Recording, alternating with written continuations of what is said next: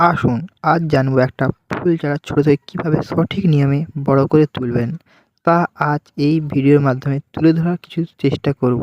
যদি ভাল লাগে কেউ সাবস্ক্রাইব করতে ভুলবে না। প্রত্যেকে চেষ্টা করব পুরো ভিডিওটা শেষ অবধি দেখার। দেরি না করে ভিডিওটা আমি এখানে শুরু করা যাক তাহলে। চলো শুরু করা যাক। দেখতে পাচ্ছ তোমরা এখানে ছোট ছোট চন্দ্রমল্লিকা গাছ লাগানো রয়েছে, আর তার মাঝ বরাবর সার দেওয়া রয়েছে। এই চারাটি বসানো হয়েছে 15 দিন। 15 দিন হয়েছে, 15 দিনে কোনো সার দেওয়া এখনো হয়নি গো। এই জল দেওয়া হয়েছে, জল দেওয়ার পরে বিকেলের দিকে সার দিবেন। সকালে জল দিবেন, বিকেলে জল দিবেন। আর একটা জল থেকে আরেকটা জল সবসময় 5 থেকে 7 দিন সময় দিবেন। তার মাঝখানে 2 থেকে 3 বার খোসান দিবেন। আর কী কী সার দেবেন সেটা আপনাকে বলে দিচ্ছি। দেখুন এখানে সার 4 থেকে 5 রকম সার রয়েছে।